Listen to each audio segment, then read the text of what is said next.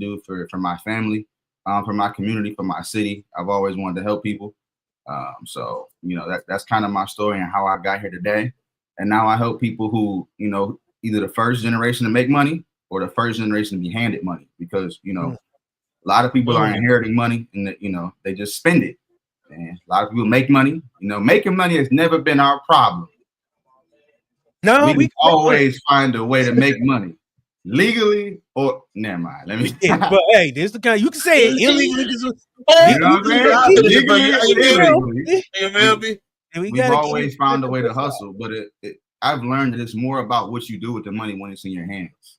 That really either sets your family up, or you continue the same thing that you've been doing. So I'm here to hopefully shed some light to hopefully y'all three. If you say you trying to figure it out, DC, man, hopefully I'll give you some stuff to figure it out, man. We all work together. I'll never turn down no tools that I can use to further these ducats that they trying to give me. Pennies. I definitely got some questions. I definitely got some questions too. I hope I got some answers. Hey man, y'all was talking about Diddy. Hey, did y'all see? Man, they were saying his supporters was outside pouring baby oil. I wanted to get to that real quick before we got, because bro, I seen the video. These niggas, it's niggas. I hate to say it's niggas. It's niggas.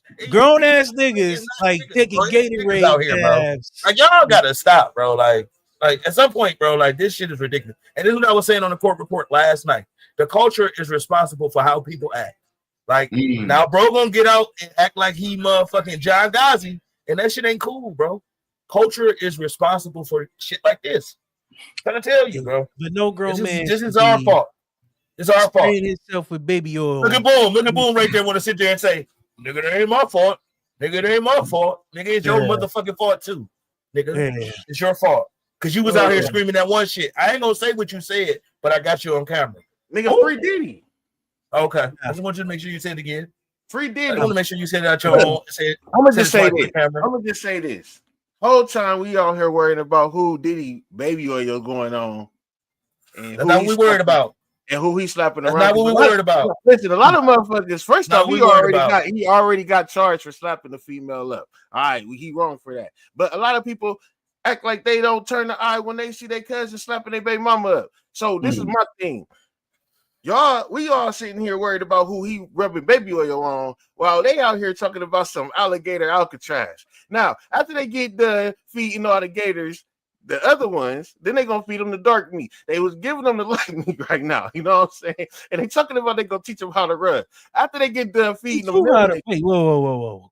Okay, then they gonna give them the dark meat, and y'all can figure out how y'all want to go with that. DC, please don't feed it, because the nigga already told us about the galactical war on Sunday. Come on now, like. Oh yeah, we already here. So, Andre Bell, did you know that you could be a real guardian of the galaxy? You can pay. Yeah, you could be Groot, bro. You could really be Groot, bro. He think I'm playing. That's why he looking at me.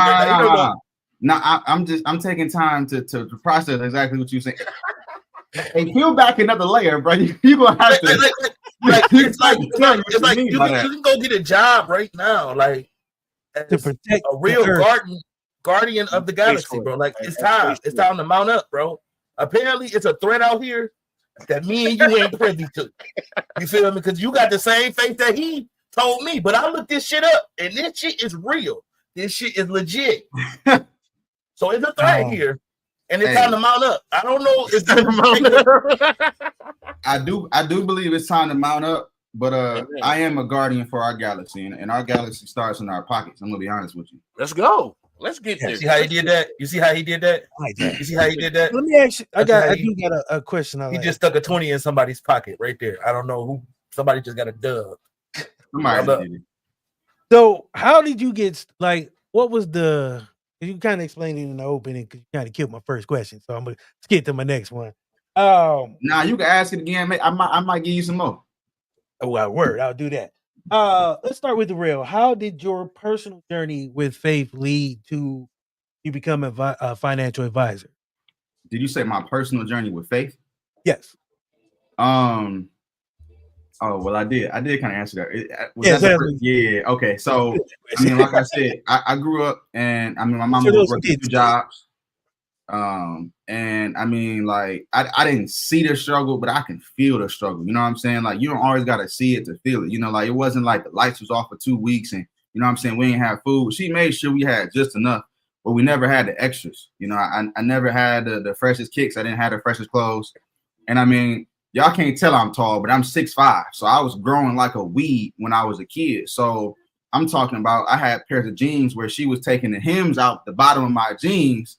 So I had the little straggly, the strands out the bottom of my jeans, and kids was cooking. You know how we are, bro. We mean in middle school, man. You know what?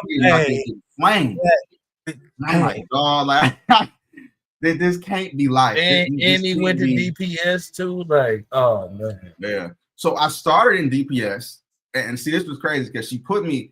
She knew what she was doing. So my first education, I was in Malcolm X Academy. She was like, first you're gonna learn that you a black man in America. So she put me in Malcolm X Academy. Hey, you ain't never got your ass whooped by school in basketball until Malcolm X put that ass whooped on. Probably one of the best basketball programs. Hey, hold up. Hey, my boy went to get his teeth with the touch. Yeah, he was ready. He was ready. Like middle school basketball. I'm talking about middle school basketball at its finest. Malcolm X was one of the toughest middle schools to play basketball. Oh, I thought you was gonna leave for that. You ain't never got your ass beat in school until you went to Malcolm X, because they beat your ass in school.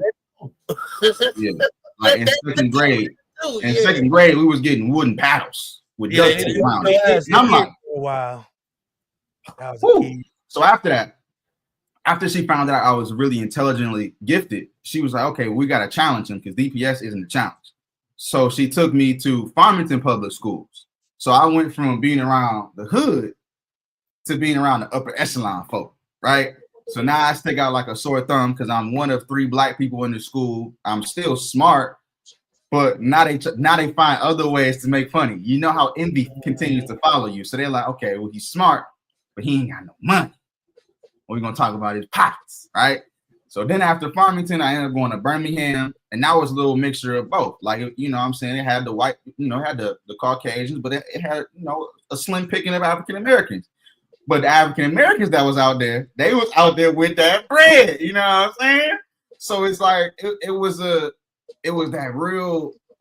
teeter-totter between education and the social class. Like the difference in the social classes was just so different.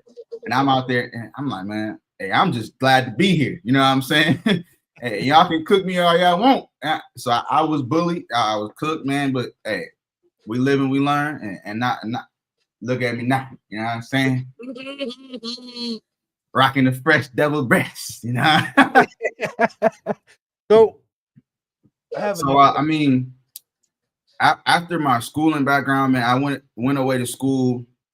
Had an athletic and academic scholarship to play baseball. Learned about psychology and sociology, and I learned about it at an HBCU. So it was real different because we weren't just talking about specific social groups per se. We were talking about the different construct of different racial groups and how different things were construed in America specifically. And yeah, I already had that ingrown in me because in Malcolm X, in second grade, I seen raw images of what they did to Emmett Till. We watched the full Roots series in second grade. I'm talking about having nightmares for weeks. That shit is depressing. That shit can be depressing. Grade, yes. In second grade, that's traumatizing. Yeah. But it gets to you at that age too, though. It did, and it kept plucking at me, and I was just like, well, how can one group of people do this to another group of people? Like why? Like, why would you do that? Yeah. And then growing up in the church, you hear about the stories of Jesus, and you hear about how they treat this perfect man, and it's like, well, why? He didn't do nothing but help y'all, and y'all want to talk about him, ostracize him, send him out, throw rocks at him, and then crucify him. So it just continued to pick my brain as to why. And I guess that's what fed into why I wanted to study sociology and psychology. But man, after that, after I graduated college in 2020. So I don't know if y'all know what's going on in 2020. No, we was there. We was in the midst of it too. Rest in peace, Kobe. We was trying to graduate too, bro. We was trying to get our school. So we was trying to get our media shit together at the time. Yeah. Man, so like, I was a first generation college grad. My mama couldn't come see me graduate. You know what I'm saying? Like, so that took a toll on me, and I had to figure out what's going to be next. You know, so I ended up starting investing after college. And man, I seen how much money you can make from your cell phone. Never went back. And I got a question for you, man. Well, two questions. First, because I don't know if you answered this first question. How old are you again? I am 26. I'll be 27 at the end of September. Yeah, your generation definitely got hit after that motherfucking 2020 shit. So it was definitely probably a difficult transition to become an adult with y'all. But with that question, I mean, with that being answered, you got $1,000. You got $20 to $1,000 right now in your pocket. That's all you got. What's your next move? All right, you gonna have to be. You gotta be a little bit more specific because you said 20 to 1,000. I just can do something with $1,000. $20. Let's start with $1,000. You trying to buy a breath? I was just trying to do it for everybody. That's you hold on about 3, boy. You need to be worried about some other shit. You heard about the wrong thing with $20, bro. I was doing it for the 100 years, man. That's all I'm saying, man. But $1,000. Let's do $1,000. Somebody should be able to come up with $1,000. You got $1,000. What should you do? I mean, what's your next play? $1,000. My next play is first, man. Do you have a job? Do you have consistent income coming in, or all you got is like this $1,000 and you trying to flip income? But you got $1,000 to throw away. It's not gonna mess up nothing you got going on. Oh, okay. If you got $1,000, you got $1,000. You can go buy some J's, some weed, some bottles, whatever. Go kick it. You got $1,000. Throw it in the stock market. The two easiest ways to build wealth in America: real estate and the stock market. If you got $1,000, you got enough to break into the stock market. Maybe not the real estate game, but they do have different apps that you can start investing into real estate with cheap a lot amount of money. So I think there's an app called, what's the app called? I had to figure it out. But it's some type of real estate app where you can start investing like $1,000 and you can start investing into real estate properties. I think it's not Fundrise, but I have to get back with y'all on that. But if you got $1,000, I definitely would say putting some in the stock market, but having some in a high yield savings account. Most people, they leave their money in a savings account that grows probably 0.01%. And let's just be honest, that ain't doing nothing. That's a penny on every $100. Like it ain't doing you nothing. But a high yield savings account can give you anywhere between 3.5 and 5% APY. So that's a way that you can at least have some money that's sitting, that's still growing. And then if you throw the rest into the stock market, you can open an account with Robinhood, or you can bring $1,000 to me. I'll help you invest to show you the best place to put your cheese. There are a lot of different investments right now that are hot. I'll tell you, my personal portfolio has been doing backflips in the past month and a half. I'm investing in crypto. I'm investing in stocks. So it's all about your risk tolerance. How long you plan on leaving this money somewhere. Because if you tell me I got $1,000 and I'm coming to get it back in 2 weeks, you can't do nothing. So what is a good, like, for somebody who is one of them people who is, itching to get that money? What would you tell them as far as a realistic timeline? It's 2 weeks. I mean, that's nothing. Everybody knows you can't do 102 weeks unless you get some major breaks. But that's we're not going that route. So what would you tell them is a realistic time frame? Really, if you make any type of investment, you want to hold it for a year. If you can hold it for a year, you'll definitely see some return on your investment. And you will pay a cheaper rate in taxes. Okay, so when you invest, you pay what's happening to get.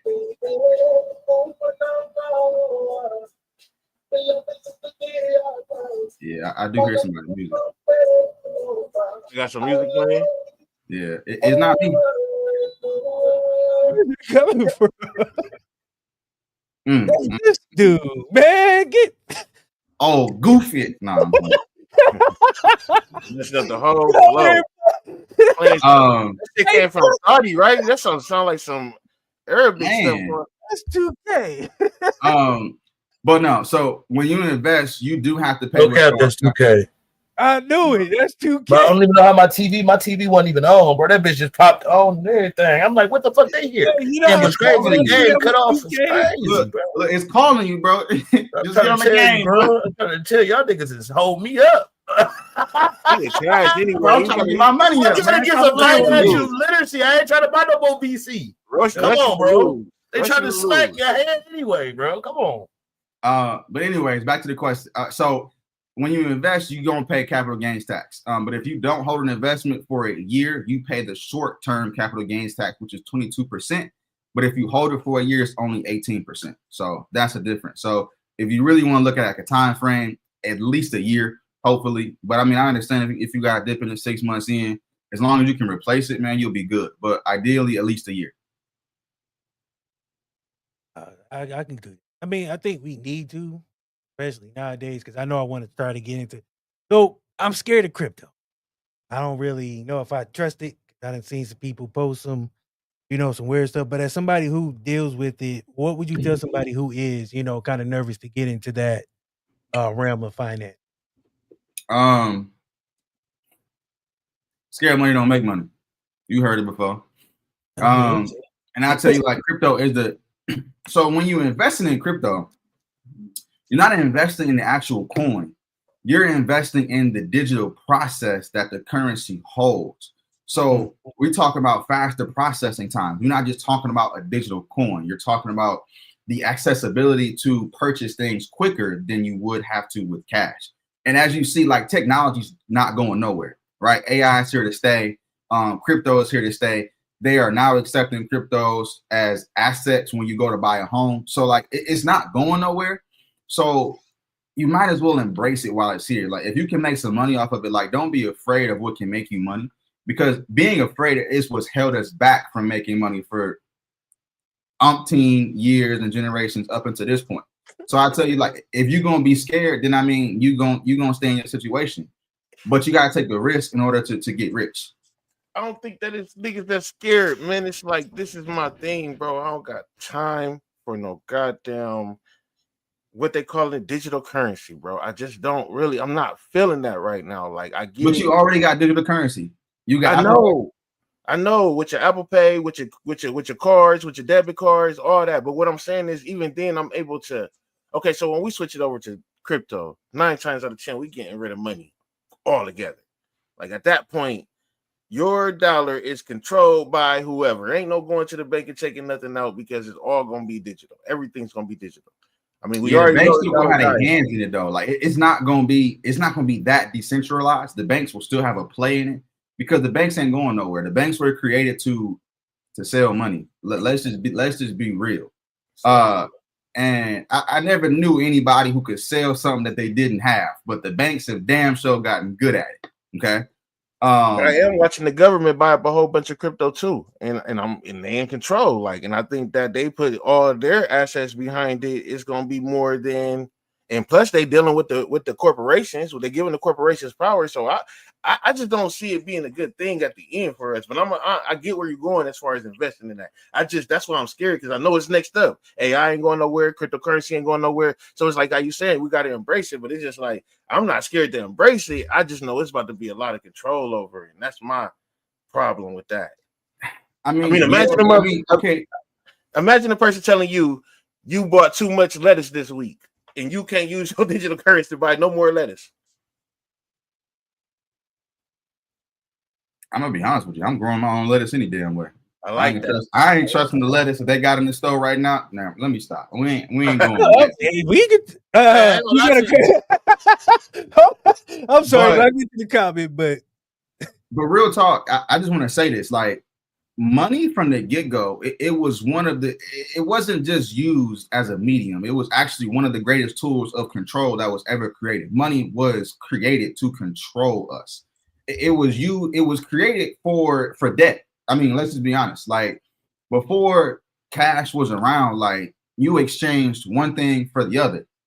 They created money so that I can hold you accountable. So if you don't have it, you still owe me money. So it was used to put us in this ideal of debt. I owe you, right? I owe you this money. I owe you this currency. So, I mean, that when you understand that idea, it's not going anywhere. And it's going to be the same as you transition into cryptocurrencies. But see, back when cash was first created, it was tied to something. So it was tied to a commodity like silver or gold. Nowadays, if you look it up, the dollar bill is not backed by any commodity anymore. So at this point, we just buying worthless cash. Like but it's a mindset that we're attached to spending it, to the feeling that we get from receiving it and spending it in exchange for something else. So I mean, it's a give and take. I can respect that, especially if we can go back into a barter system, or it's amongst each other. Then the cash really or the digital currency. Really. Wow. Fuck no, I ain't trading shit with you niggas. Give me my money. I'll fuck one of you niggas up. Stop playing with me. Y'all niggas get trading me with some. I know niggas from Detroit that scam you, nigga. You done fucked around and bought a PlayStation. It's a PlayStation 2. You bitch ass nigga. I ought to smoke, bro. What if you bought the McDonald's display screen? Now you done bought the McDonald's display screen. This nigga done traded you. Y'all done traded. You got a McDonald's display screen at the crib with a Roku remote. You know that shit ain't gonna work. We got a question. You pushing that bitch at that bitch. We got a question for number 4. We got a question for the guy. No barter for me. I'm cool on the barter system. Y'all can keep that shit. I'm not gonna lie, I don't know, but I'll barter with certain people because I know some people. Fuck no. 32. What do you know about CD accounts? CD accounts it's a fixed investment, so it's basically saying you're loaning or you'll hold my money in exchange for you giving me more back. So, and what it means is you giving the money to the bank to hold on to it. They're going to lend it out 10 times. So if you get a bank $1,000, they can then turn around and lend out 10,000. But in return, they're going to give you a percentage back. And that's what the CD is. They're just going to they hold it for a certain period of time and they give you 4% back maybe. But that's essentially what a CD is. It's one of the oldest investments. And it's one of the more conservative investments that you can do. So I mean, I know about them. They're pretty, I wouldn't say outdated, but they're not as lucrative as some of the other investments that you could be in today. I used to back in the day, y'all remember back in the day when your grandma had that plastic on the couch? Yeah, when she like, I'm gonna put this little 25,000 on them CDs for y'all down at the bank. American Bank, boy, you fuck around. Your grandma have a CD that bitch worth $12.52 whole time. She paid too much on it. You ever coach somebody and they fumble? Like how do it go? What was it that went left, or like how did y'all handle that? All right, can you repeat the question? So like somebody had the bag, they trying to invest in something. If it fails. How did y'all handle that scenario? How did y'all handle that situation? First of all, never bet it all on black. I mean, you know that we ain't going to the casino. We ain't putting 100,000 on black. I'm just being honest with you. So we're gonna have a diversified portfolio. So even if one of your stocks or whatever investments you in isn't doing so well, you should have something else that's still growing you and sustaining you and keeping you afloat. Like you ain't gonna put all your eggs in one basket, and I wouldn't expect you to do that. I wouldn't advise you to do that as your financial advisor. We're not gonna put all in one investment. We're not gonna invest all your money into the stock market either. You know, we're gonna have a percentage allocated into the stock market, and we're gonna have some in cash reserves because the investment accounts that we have, like I said, we also have the high yield savings to where you at least getting 4%, even if you're just sitting in cash. So we're gonna have some allocated in cash, and we're gonna have some investments in the market. And I work with not one of the top African-American financial advisor in the country. He was actually the first African-American to coin the term wealth management. His name is Ellis Liddell, and he's been one of the most phenomenal investment advisors I've ever met. And I've met with a couple of them. And he's very actively investing portfolios, and he's very aware of what's going on in economic cycles. Like back in January when Trump came into office talking about all the tariffs, we pulled everybody out of the market and had everyone sitting in cash reserves because we just weren't sure what was going on with tariffs. And then we slowly started to drip our way back to the market. So we are always being aware of what's going on in society, in the world. And we definitely gonna make sure that, because listen, we know whose money we hold. And we know who our clientele is. Our clientele looks like us. So understanding that our clientele looks like us, they're not always looking about making the most on their money. They're looking to make some, but they're not looking to make the most on the money. What we're concerned about is not losing money. right? So how can we go in understanding that there's a possible, we go in understanding that there's a possible loss on an investment, so that's why we don't put everything in one basket. I definitely understand that. Yeah. Okay. But even in the years like 2020 and 2022, when the markets did like absolutely backflips and was going crazy, like bad, unfortunately, most investment advisors, they lost about anywhere from 12 to 20%. Mr. Adele's clients only lost 8. Either the difference. So what is that extra 12% worth to you? Got another question from the comments. So how do you feel about Vanguard investments? Is it something good to get into? Vanguard is a custodian. So when Vanguard Investment is just a place that will house the money, you actually still have to go in and check what investments you want to be inside of Vanguard Investments. They do have some broad investments that you can invest in. But I say just do your research, and if you're not sure, I mean, you can always give me a call. I'm interviewing new families to work with. So I'm sure we'll talk about how you can contact me. Our office is in Southfield. I'm on Instagram. I'm on everywhere social media. So, you can contact me. We can set up a meeting. I can go over your situation specifically, because I don't want to give blanketed advice. I want to give you specific advice to your situation. So if you got, any more in-depth questions about what's best for your specific situation, you can DM me on Instagram. It's blessedbell8. So blessed, like I'm highly blessed. My last name, Bell, Bell, and the number 8. That's my Instagram. So follow me on Instagram. Shoot me a message, and we can kind of talk about a game plan that's best for you.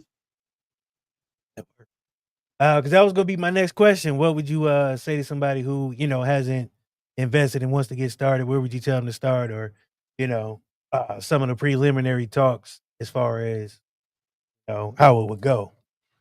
I mean, the first investment that I would, if I was advising anyone on getting started investing into the stock market, I would tell you first to look up index funds. So an index fund is basically, it's a broad investment that is attached to one of the best indexes in the stock market. So you usually have like the S&P 500 or the NASDAQ 100. So an index fund will basically have all of the top performing companies in one fund that you can just invest in, and you'll just see it ride.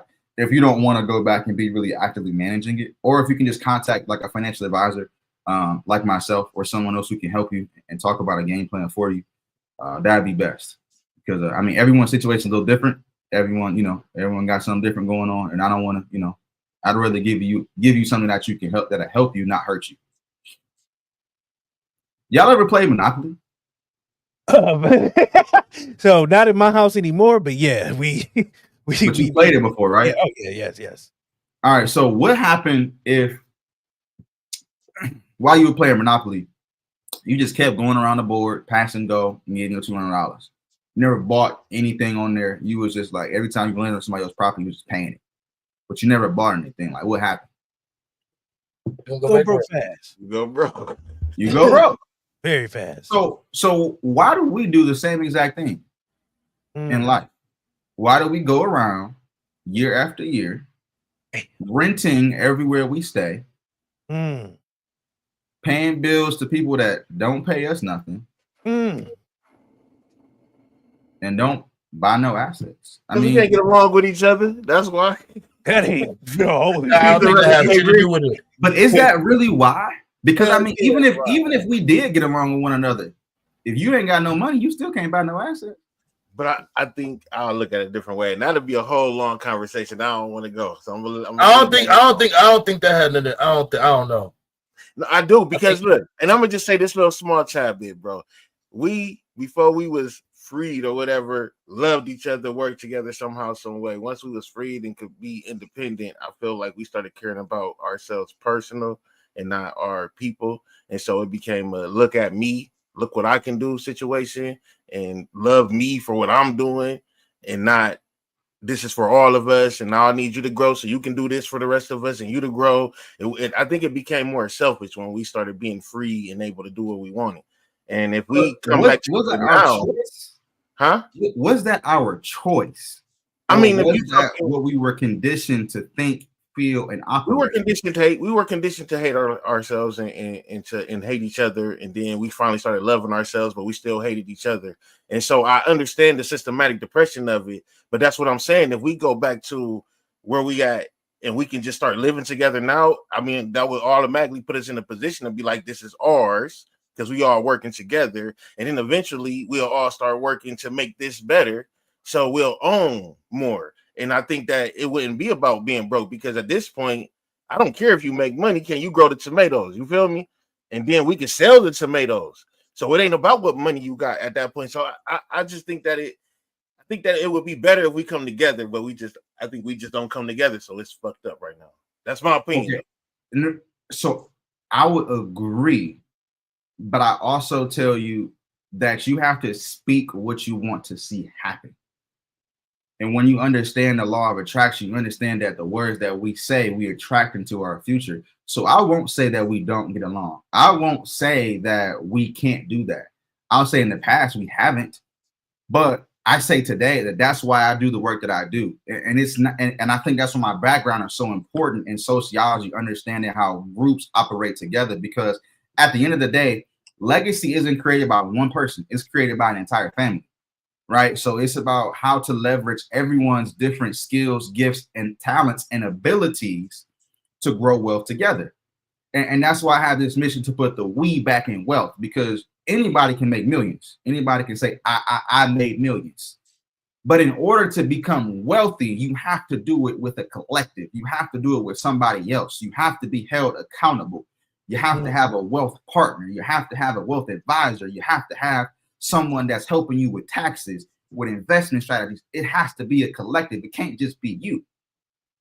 And see, we've been so independent that we haven't been able to see that vision of building wealth takes a team. We think I can just go and get rich and be straight. I mean, think about it. That's why all of us want to play basketball and football. Because that's the easiest way to get rich. But I need somebody to tell the younger generation that your gifts and talents can be transferable from that sport into a different profession. This is true. Somebody got to do it. I'm with you. Nobody else gonna do it. Damn it, I'm gonna do it. With you on that. You ever seen that video? You ever seen that one video when dude was outside? He was like, "You ain't gonna do it? I'm gonna do it. I'm gonna do it." Yeah, I'm fucking with Andre, right? Yeah. Hey man, look, go get your motherfucking finances together. We know y'all living paycheck to paycheck. Andre Bill got the motherfucking mission for y'all right now. Now look, Andre, if the people that's working 9 to 5 right now, right? They're trying to climb out of those. They're trying to climb out of those type of situations. They got other endeavors, but you know, what do you suggest a plan for those type of people to, you know, transition from those type of things? All right. First of all, I mean, I went through a phase in my life where I thought a 9 to 5 was like the end. Like it was first, I thought it was everything. I thought having a job is what you needed. And then I was like, you don't need no damn job. I went from one end of the spectrum to the other, but I had to understand that there's somewhere in the middle where it's like a job is a foundation to your financial future, right? Because a 9 to 5, honestly, most times gives you benefits you can't afford on your own. A 9 to 5 provides you with an opportunity to bridge into the world of investing, okay? Right? Because most 9 to 5, they do have a benefit package that includes a 401k, hopefully. Yeah. Right? And even if you walk away from a job, and see, this is what people don't know. If you leave a job and you make sure you don't leave your 401k behind. Yeah. Most people go job to job and they forget about the 401k they had at another job, and it goes unclaimed. And when it goes unclaimed, it goes right back to the state and the government. I'm telling y'all, the government is already rich enough. You don't need to give them more money. Go back and get your 401k, and I can help you roll it into another retirement account that you can have and monitor. We can grow together. You know, Andre, that's the first thing I quit. Let me ask you, because I'm sorry. Go ahead. Sorry. No, hold on now. No, I was about to say, because that's the first thing I do when I know I'm about to quit. I empty my 401k. I'm like, yeah, I'm not leaving these nobody nothing. I give them 4 cents because I'm gonna put it somewhere else later. But I know when I know I'm gone, and I know I can't because some of them don't roll over from company to company. So the one I had one that stayed for a little bit, and I found out about it. I had Fidelity. So I know I had 3 different jobs, so I kind of kept them in that. But I do make sure I try to do that if I can. But go ahead, Court. You was about to say.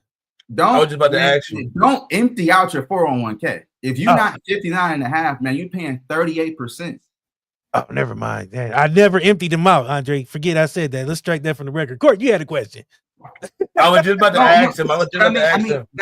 That's something that most of us do. You know, we just leave and we like, I'm gonna take my money on. Give me that.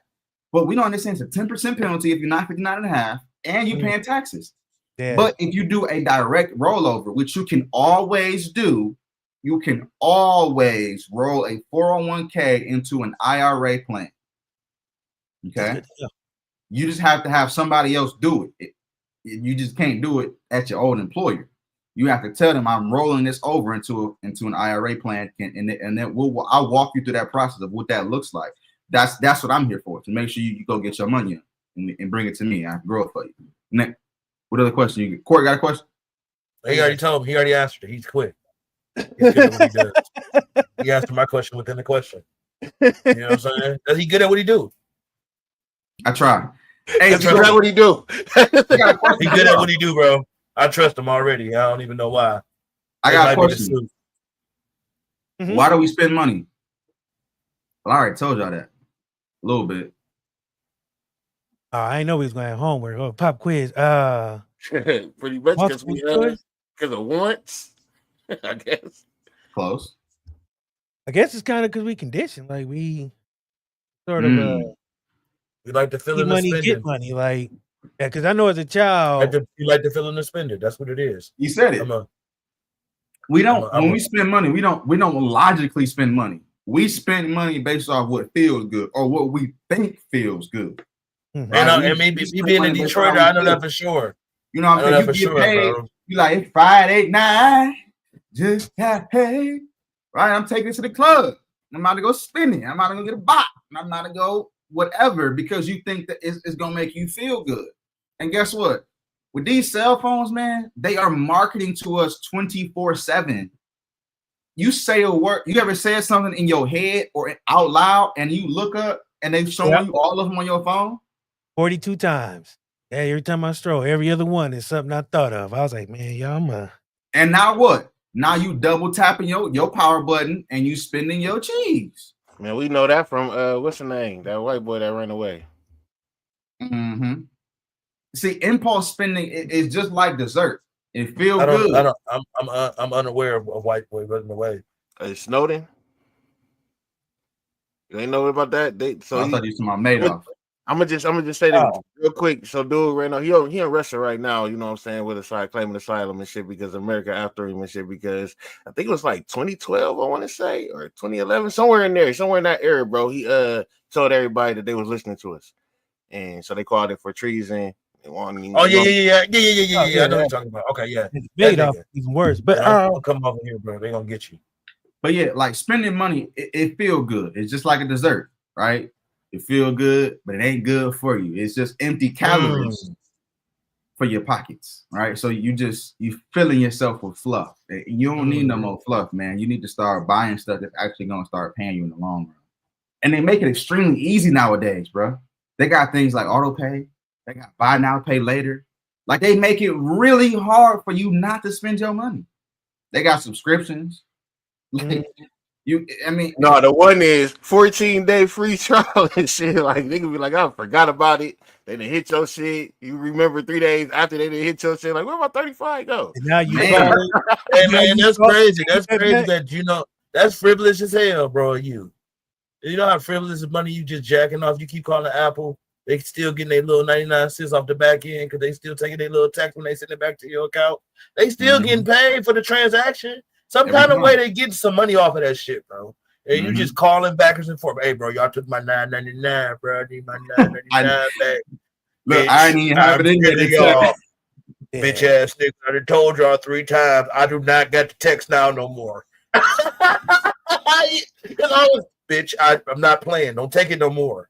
Next week. Well, since we speaking on that, somebody else. On that, I had a job, but I ain't gonna speak on the job. I just left it for moral reasons because it was on some scam shit like that 14-day trial and people calling. I ain't had the money or whatever. The way they did it was fucked up. Anyways, my question for you is, what's a move that's going around right now with all the financial advisors that are like coming out stating that they good with money and they can help people with money, but it's really a scam? What's the move that they're pulling right now that you would, I ain't saying hate on your team, but you know what I'm saying? Cover the people to make sure that they watch themselves when they out here dealing with financial advisors. Mm-hmm. I'll tell you this. If you walk in a financial advisor's office and the first thing he's trying to sell you is an annuity, leave. Because hey, hold on. Now we do have a rule here. And the rule is you cannot use a word that is more than 8 letters. That has more than 8 letters. If you use a word that has more than 8 letters, then you have to explain that word. I'm the only person on here with a GED. Yeah, he the only person on here that needs. Some of us that watches the show got GEDs too. So we need to understand what you're saying. So they don't got annuity, which is okay. All right. So an annuity is a fixed income product. Okay. So an annuity is somewhere that is going to tie your money up for at least 6 to 10 to 12 years. And it's an investment that's not always suitable for clients. However, it gives advisors one of the highest commission payouts. So y'all want to be level with y'all. If you walk in the door and you tell them your situation, and the first thing they say, "Oh, don't you worry about it. We're gonna throw you in this annuity." You need to ask why. Because they pretty much about to get, if we get 6,000 back, they're gonna walk off with 4. I'm gonna walk off with 2, or they might walk off with 45. I walk off with 15. No, they're getting paid on the front end. They're getting paid 6 to 7% off whatever you buying that annuity with. So they get their money off top. You ain't even got to worry about the back end. They gonna get you up front. And I'm selling 6 of these bitches a day like the trap. So I'm trying to tell you, bro. And they'll sell you annuity, and then you call them 2 months later, and they not answering the phone. They gone. They got your 6%. It ain't no more. That's crazy. It's unfortunate. It's unfortunate, but I mean, that's what I'm saying. You got to protect yourselves, and you got to find out. Make sure that before you invest any money with a financial advisor, make sure you do your research on their firm, on them, and make sure that the information they give you, take it home and fact check it. Take it home and say, or ask them more questions. Why you're in their face? Why would you put me in annuity? What is it gonna do for me? What is it gonna do for you? Ask the uncomfortable questions, because that's the only way to grow. I see we got another question. You want me to read it? I can read it. Yeah, because I was gonna read it, but I didn't want to interrupt you, so I was, letting you do the thing. You said the question: what would you tell someone that's coming up with a 90-day plan to not be a consumer? How to go about it?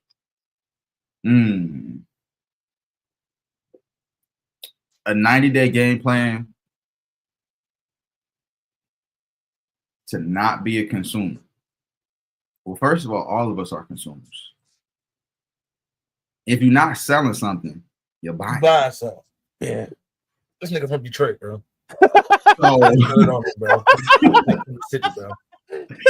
I mean, I'm just. He hit y'all with a stretch money line earlier. It takes money to make money. That's how I know this nigga been getting money for a minute. I smell Burberry over there in that nigga room right now. I know that's you feel me? Like I noticed. We ain't in the baby shower yet. No Burberry shirts just yet. Hey, Burberry shirts is Burberry. I don't know if y'all know, but if a nigga wear a Burberry shirt, he either going to the county or he's about to have a baby. Them the baby shower t-shirts. But a 90-day game plan to not be a consumer.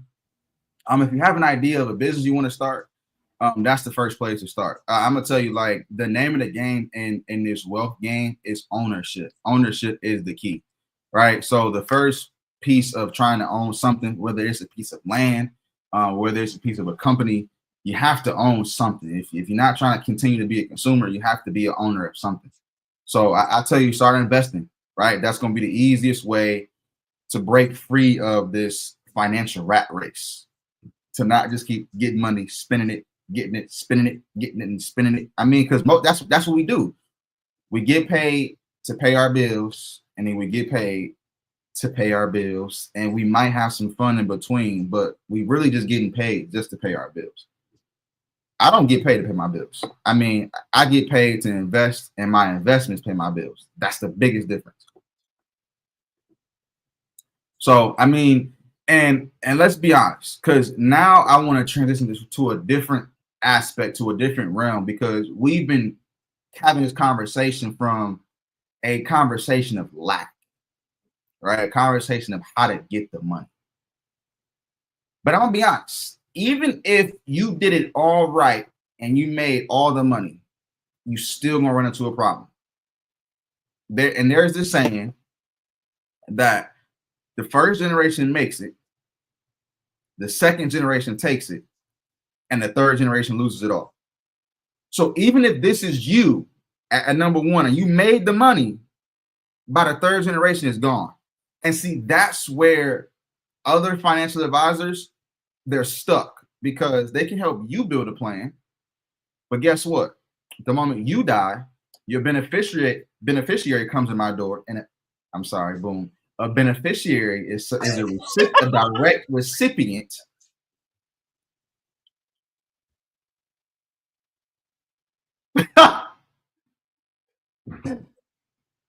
Sorry.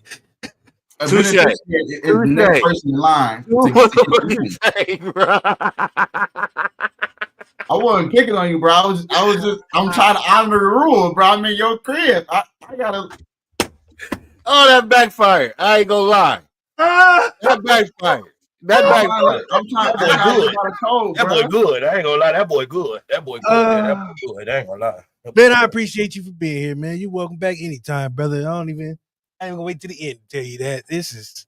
I ain't gonna lie. I ain't gonna lie. I ain't gonna lie to y'all. He just gave y'all some free game. I ain't gonna lie. If you ain't listening tonight, I don't know what to tell y'all. I expected a lecture for real. All right. Let me get back on tap. All right. So a beneficiary. So we know what a beneficiary is, right? It's the person who's going to receive the money. So after you made all the money, right? After we done sat down and I done helped you grow it, and you done made the money, and it's time for you to pass the money on. Well, your beneficiary gonna come in and he gonna expect a nice fat check. And guess what? He gonna get that check and take it right out the door. And that's the problem. Mm-hmm.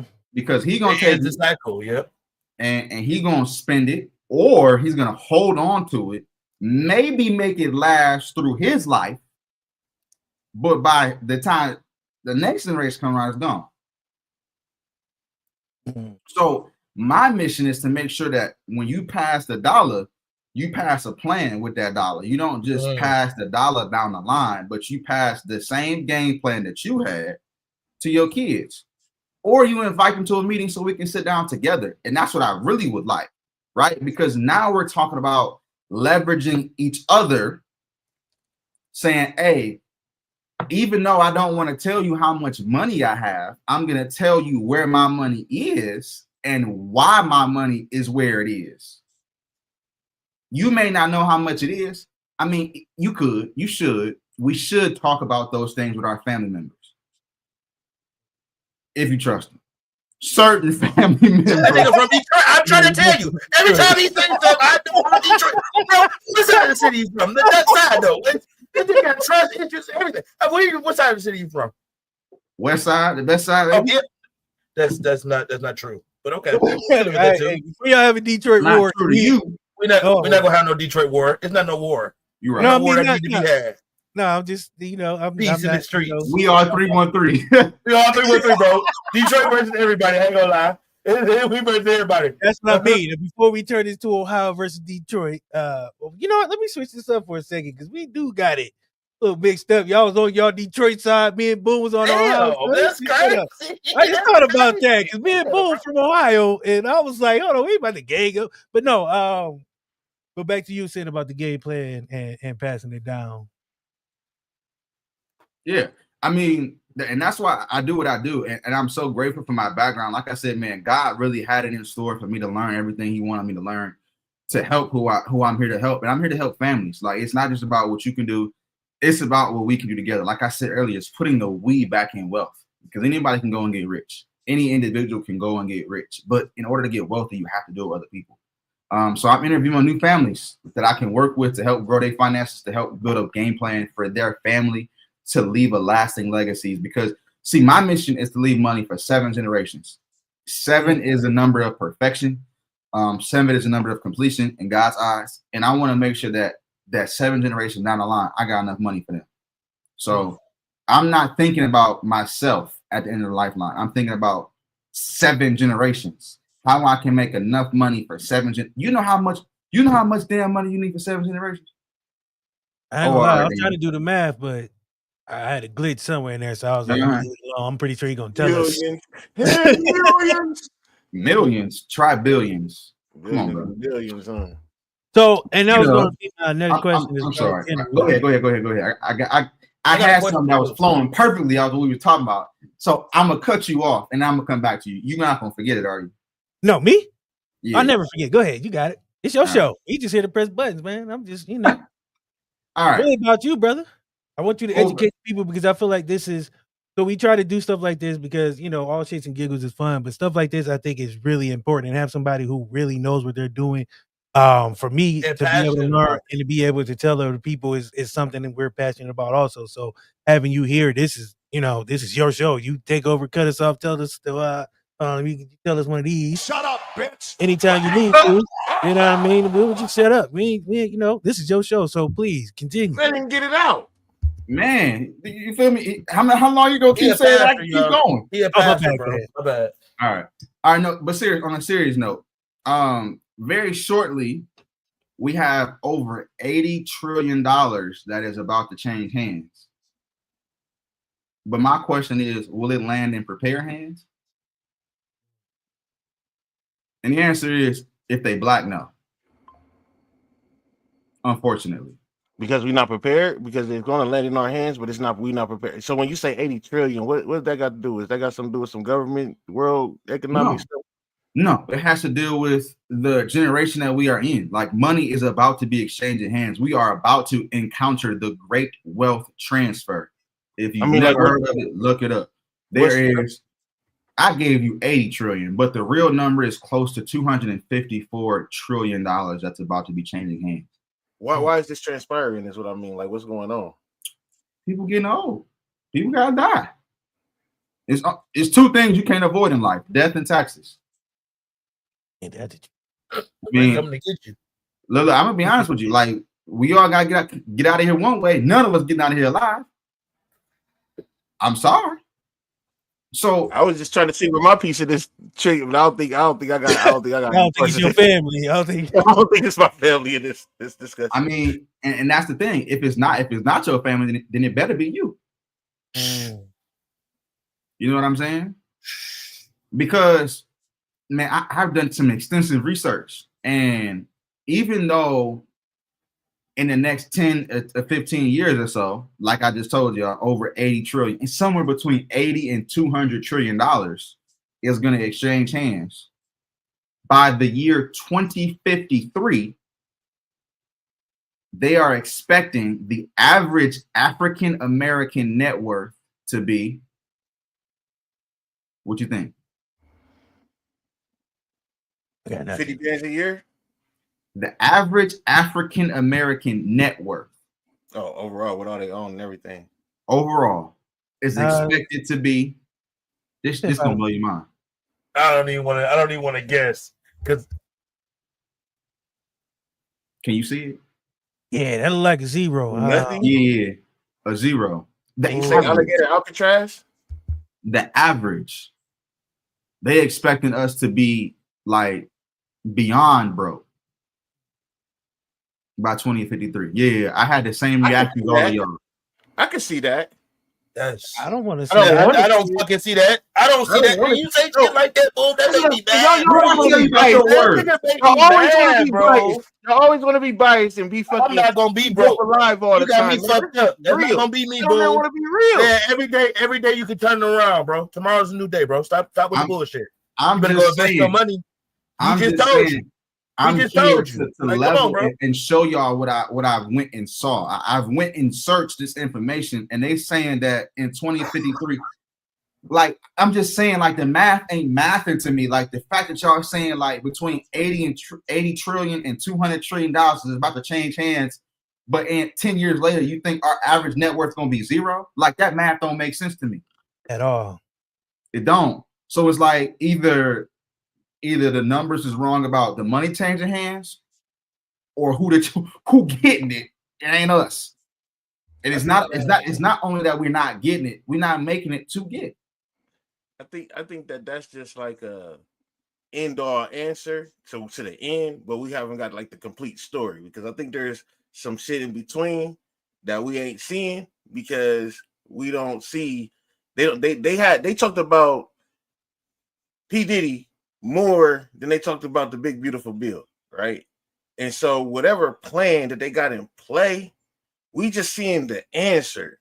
I don't think we seeing how it ends, how we get there, but we can see how we, You know how we getting there. As we spend, not enough people are applying what I'm telling you right now. Simple, and that's why I said I could see it. I could see what you're. If we not applying what you sitting here trying to get us to understand what we need, and I can understand what you. I could bet my bottom dollar that you done ran across a lot more people who was like, "Yeah, I hear you, Andre," compared to a lot more people who was like, "I'm listening, Andre." I'm sure, right? So therefore, if you telling me that, then you already know, like, you trying to get this across. Motherfuckers ain't gonna hear that. And if they saying they can project it to be zero, I'm telling y'all, I could see that. And they projected it based off of what we already doing. Mm-hmm. So I'm just not listening to Andre. Pretty much. I just came to give y'all the information. I came to share with you some of the information. And that's bullshit though, bro. I'm saying we should be listening to you though. That's what I'm saying. Like the problem is they giving us pretty much, we not listening to the Andre Bells of the world. Like that's what I'm saying. They showing that, they seeing that, they able to see that we're not listening. And I think it's because of a culture. I think we get in these kind of conversations and people be like, "Oh, he just trying to do this. He see it for this." Bro don't sound like he trying to get your money. Bro don't sound like one of the people that he don't like. He hurting for nothing that you want, bro.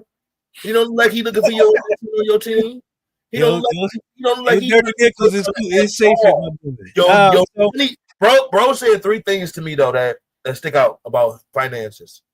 He said he worked with one of the first African Americans to coin the phrase. What was the phrase, bro? Wealth management.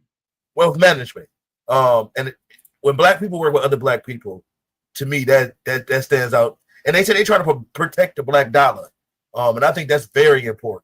I think when me and DC got together, we started a black company. We started Black Legacy Production. It is for the same shit that you said. We want to protect our legacy. We got kids. We got people that want to be around. We know what we got in store. And we knew that when we were creating a brand, we wanted to be able to sell our brand as a legacy. You can't just come buy into this. You can't just come buy into a legacy. You know what I'm saying? You can't just come do that type of shit. So what he's saying is essential. Like, you don't see black people putting other black people in places for free. No. We just gave y'all free game tonight. It's free. And we should have charged. If that don't show you what type of person he is, I think it's different. And I mean, like, we talk about like the wolf shooting a zero. I mean, let's be honest. How many times have y'all seen somebody pass away and ain't got a GoFundMe page? Mm-hmm. The first time I see somebody died, I'm like, damn, do they have life insurance?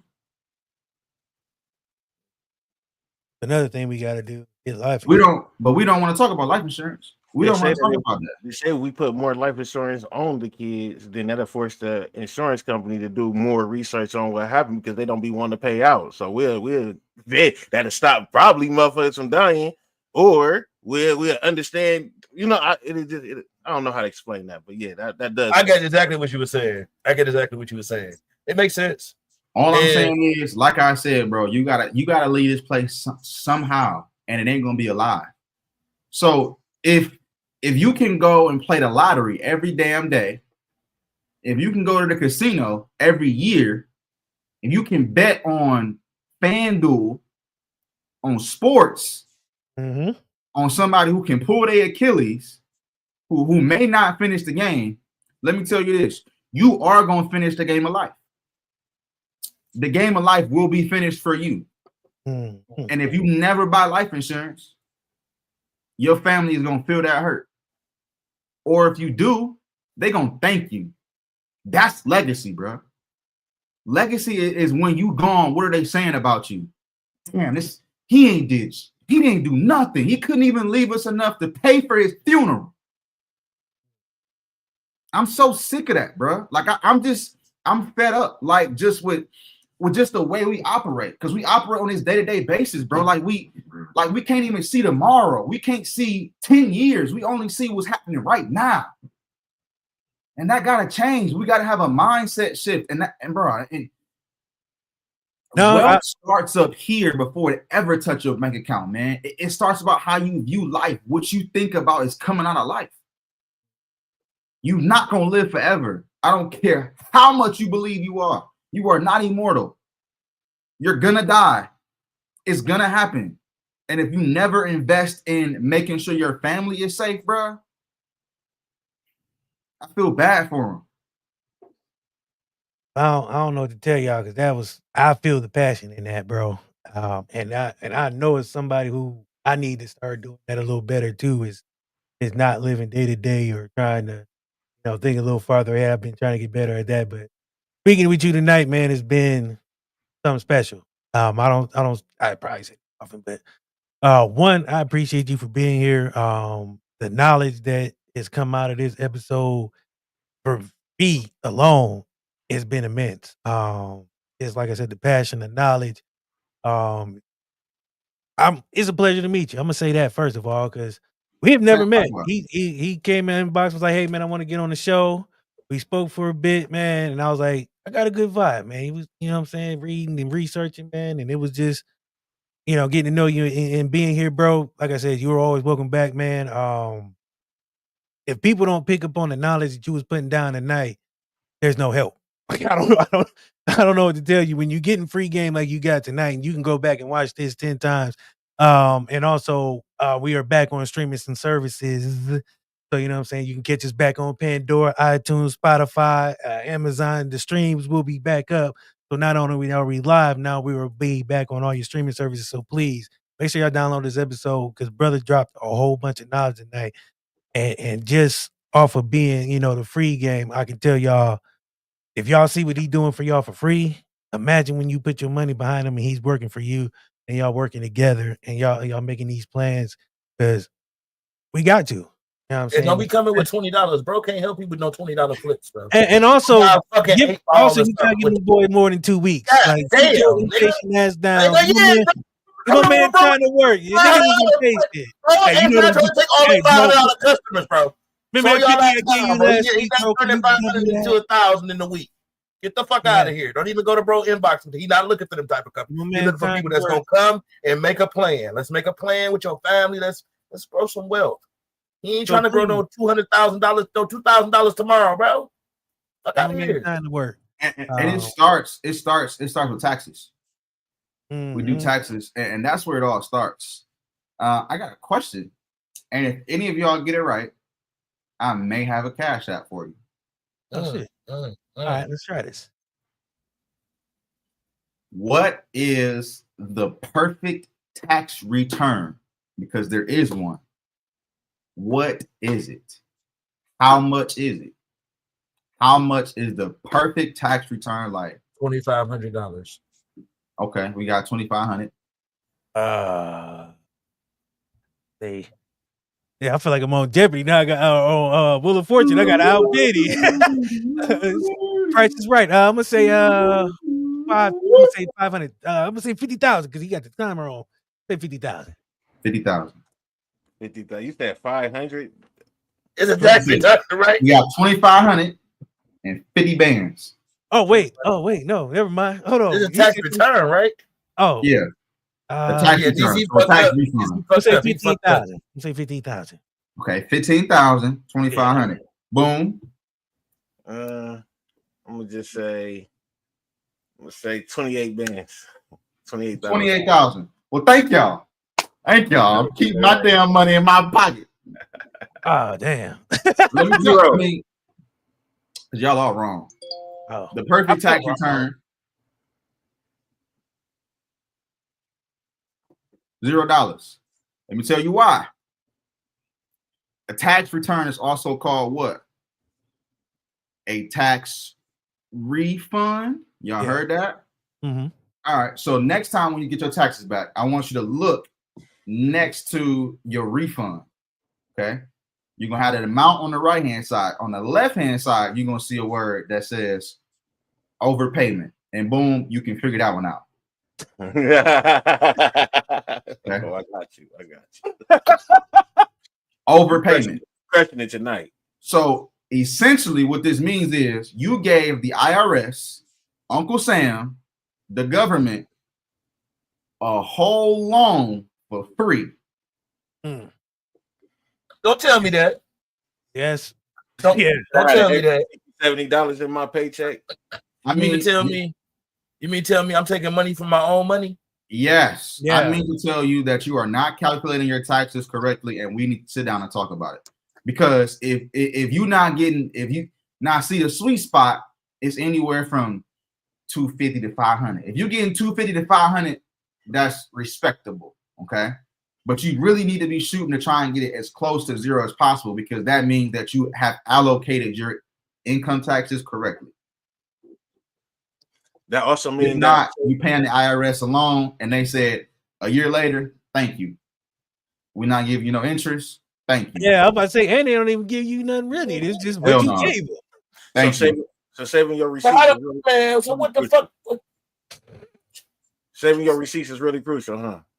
Every receipt. You gotta save receipts. Okay. I mean, it's just learning how you gotta learn the tax game, bro. This money is a game. That's why I asked about Monopoly. All of this is a game. Taxes is a game, and they benefit people. They benefit investments, and they benefit businesses. The more, if you got 9 to 5, we talk about a 401k. The more you invest to your 401k, you reduce taxes. I'm going to put that bitch up at all of this shit is connected. Investing, taxes, it's all connected. It's a game. They tax you differently on investments than they do your active income. All y'all probably getting paid 22%. I mean, paying 22% in taxes, but your investments can only owe 18% capital gains after a year. That's crazy. So essentially, when you want 0% on your taxes, it's because you pretty much break even. It's like you don't owe them nothing. You gave them what they were supposed to get. You got everything you were supposed to get. Exactly. I don't want to leave on that note because that kind of messed me up, and a whole lot of people I know they're gonna be like, "How y'all gonna end on that? We don't bitch ass niggas taking our money." Them niggas be leaving with extras, bro. I bought a 12 slice of pizza, and them bitches left with 9. Pretty much. No, and them niggas left with the whole pizzeria. What the fuck are you talking about? And then we they own the pizzeria. What are you talking about? Do you know how many people be dependent upon getting that tax return? Mm-hmm. They have already spent it, and they still got to wait 3 weeks. Man, I'm waiting on them taxes to hit. Boy, I'm about to go get fresh in the month. Yeah, you know everything you got buy about to get taxed, so they still winning. Yeah. Yeah. Never in a circle. Welcome to the race. No, they don't even spend money, man. I know they don't. That's why I said, bro, you better start investing. If you're not investing now, after this conversation, you need to be open up an investment account. Hey, I ain't gonna lie to you. Save you some money on taxes. I can help. Hey, man, any of y'all three, we can sit down and I'll sit something up with y'all for free. We'll sit down for free. Anybody? Okay, anybody. Okay, I can't just say that. Yeah. Anybody, I will sit down with y'all for free. We will sit down for 30 minutes and I'll do a free consultation. For anyone that's watching this podcast or DMs me and says that you watch this podcast, I will. Yeah. Now I'm challenging you niggas. I don't want to hear shit. We gave y'all the money. That's got the money right there. Nights There go your wealth. Your future is here. Go get your future, bro. Go grab it. Don't ask me for shit. Cause I'm about to go get mine right. I'm gonna do something. I'm gonna see him tomorrow. What you talking about? No, I'm on my way. I'm 45 minutes away. I'll be there. You say you're in Southfield? Yeah. Slide to your office. I'm about 3 hours away from Detroit, so I can make a trip. We can do. Hey, we can do Zoom. We can do Zoom. I don't care where you at. I'm gonna make it easy. I'm gonna make it real easy for y'all not to make excuses, because black folks be full of goddamn excuses. Yeah. No, you good. I'm trying to make it as excuse free as possible. Mm-hmm. So he gave you. So I'm gonna tell you what he gave y'all tonight. He gave y'all how not to get scammed. If you going in there to get an annuity, you're fucked up. You're fucked up. Out the gate. You screwed. No annuities for me. I don't even want no annuity. I don't even want to know a nigga named Annuity. Okay? Stay the fuck away from me. Annuity Jones. Annuity Jones. Annuity bitch. I don't want to know none of you hoes. Stay away from me. Okay? That's what we learned tonight. Also, we learned that you can get free 30 minutes. All you got to do is say you watch the podcast. I don't want to hear hey. And he said he taking on new families. But he ain't taking on no, I ain't gonna say it again. No sure. $500 tomorrow, next week. Nah. We also learned that he tired of motherfuckers going out of this earth and leaving their family fucked up. And that's dope. And we see that a lot where we come from too. I think so too. I think where we come from, I think I have participated in giving money to somebody more than a person has contributed to their own life. Wow. Damn. That's crazy. Because at some point you got to realize, like, if you my cousin and I give you my $400, you didn't even take $400 of your time to go do anything for yourself, and you gone. You left your kids, you left everything behind, your responsibility, and you die young, especially people that die young. You know what I'm saying? It's a different type of game. I'm not talking about terminal ill people. I'm talking about people that lose their life, that's out here doing something crazy. And they've made money. They've made money in the game. They've made money doing things like this and doing this, but it don't end up being no money. It don't end up being no money because the money is not invested. Oh, you made $50,000. You was riding around on 30-inch rims, but you're gone now. And them 30-inch rims ain't gonna pay that baby tuition. Nope. So in other words, that's real business. Do y'all? So yeah.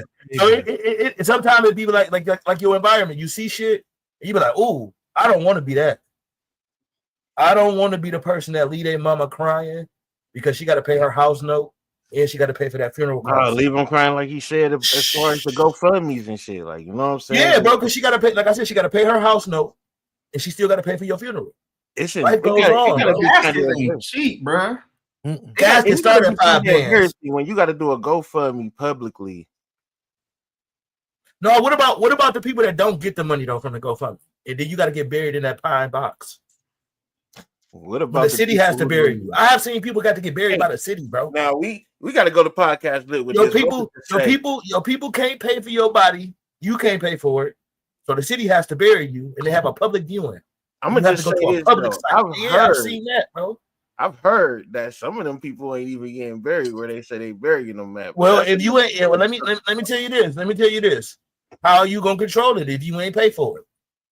Even if you pay for it, it's some shit. It's some shit on that. Oh, here you go, man. You know what? Come on, so hurry up, BC. Get us out of here. Before we get out of here, Andre, man, you tell everybody where they can find you, because I want to make sure that people get in touch with you, because I think like I said, I think it's imperative. I think it's valuable. I think it's very important because, like you said, generational wealth is something that we all need to think about. So please tell people how they can get in touch with you, how they can find you, follow you, and everything like that. Yeah. All right. So again, my Instagram is blessed, BLESSED, Bell, BELL, and the number 8. I'm on Facebook at Andre Bell, or you can just call our office. Our office line is 248-356-6555, and just ask them, say, hey, I just want to meet with Mr. Bell. I heard him on a podcast, and I think he's a really great guy, and I want to meet with him. You can do any of those 3 ways to contact me. You can DM me, follow me, message me on Facebook. You know, I try to be accessible in multiple different ways. You know what I'm saying? Some of the hip folks be on Instagram, some of the older parents be on Facebook, and if you ain't got neither one, I hope you got a phone or a landline to call me, 248-356-6555. So it's multiple different ways to reach us, but just make sure you reach us, man. I'm trying to give out the game. I'm trying to help and educate our people and empower them with information that's actually going to be actionable that they can use for their families. Appreciate you. Any way we can do to help you, bro. Any way we can get any messages out there, let us know. Yes, for sure. You definitely on LinkedIn. Definitely going to be in touch. Definitely want to, like I said, make sure that your message is heard, man. Because like I said, this is important. And we appreciate you being here. Let me Yes, sir. Appreciate you, brother. Like I tell people, you've been here once. You're always family. You're always welcome. Some niggas is always family. Some niggas. I gotta say that. Because some niggas come in the back, put their motherfucking feet up like this they house. This ain't your motherfucking house. Yeah, but you're just a motherfucking visitor. Without those people being, admonished, I will talk about that one later. I do want to say, like I said, appreciate you for being here, and spreading this message, man, because I think it was a dope conversation. Appreciate you being here. Boom, talk to the people. Hey, man, love yourself. Whatever you're going through, keep your head up, keep moving, and watch them motherfucking coroners and shit, and all them people who be burying your people, man. Oh my God, bro! We just got this nigga started. Here you go. All right, Kurt, talk to the people, please. Kurt, please. Hey, man, Tuesday nights, 8:15. Tuesday nights, 8:15. The Court Report. All the music, updates, drama, all that shit. That's what I do. Okay, we got some shit coming up. We over the Diddy trial. The Diddy trial is over. Thank fucking God. Thank God. No, we got some more Diddy news. We got some more Diddy news. We definitely do. We're gonna be wrapping up. We're not gonna be wrapping it up on Tuesday night. I'm gonna be lying to y'all to say I'm gonna wrap this trial up. It's over. No, the fuck it's not. It's just beginning. Like we still here. Heartbreak songs is what we doing. I know y'all got your heart broke before. You know what I'm saying? You had to ride back to a couple of them songs. We're gonna talk about them on Tuesday nights. But tomorrow night, special episode, Flames Oh God, with the shit. Not So Late Show and podcast. We came together. We doing something with Flames Oh God. He's in Myrtle fucking Beach. I don't even know if we got the time. This man is a busy dude, but he gonna fit us in. And drop the ad one more time on y'all, so they know where to find us tomorrow. Don't compare me to no broke ass niggas, no smoke ass niggas, no coke bag niggas. I want dope ass niggas. I toe tag niggas. Somebody should have told y'all niggas I'm the motherfucking GOAT. Getting paid. So that will. Somebody should have told y'all niggas I'm the motherfucking GOAT. Tomorrow night, Flames Oh God, with the shit podcast, Court Report. With all that being said, appreciate y'all for being here. Andre, again, like I said, I appreciate you, brother, for coming here, man, and spreading that good, dropping gems. Like, just hold on. You think it's a game? Hit fire on these bitches one time. My man dropped gems all night long, man. Appreciate you, you good brother, man. It was a pleasure to meet you, man. Like I said, you are welcome back anytime, man. My guys, appreciate y'all. Next week we'll be doing the WOT. I don't know if y'all know what that is. That's WOAT. What the fuck? The worst of all time. We're gonna find out what the worst movie of the last decade is of all time. I just told you 2 weeks ago. I got robbed, nigga. Den of Thieves is not on the list. Sorry. Den of Thieves, nigga. That shit is trash. Nigga took my money, bro. They was the thieves that day. They robbed me, motherfucker. I want my money back. I'm gonna add them to the list. But with that being said, appreciate y'all. Make sure y'all love somebody. My man said, talk your shit. Make sure y'all get up my man Andre to get this good information, because if not, I don't know what to tell y'all. This episode was they said we're gonna have zero money in what was that, 52? They said we're gonna have shit. 53. So we ain't gonna have shit anyway. They already projecting us to have shit anyway. I'm trying to stun on these niggas. Okay. With that being said, parties in the middle of the water, nigga. We have a good night. Real parties. Come on. Be easy. Talk your shit. Deuces. Ooses.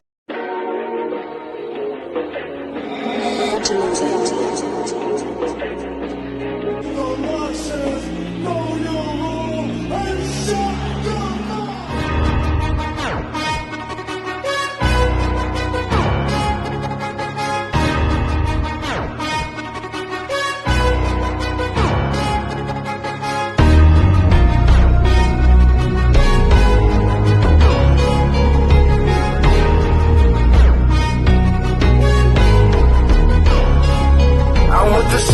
get on my level. Doing 125 in my own lane, pedal to metal. One thing that I won't let you do, and that's gas me up.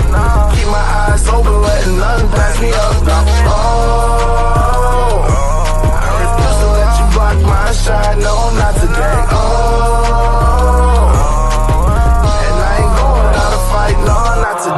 I'll take the light, you hold the camera, don't need more. Ready for action, I'm never lacking, I've seen war. FaceTimes, great minds couldn't conceive.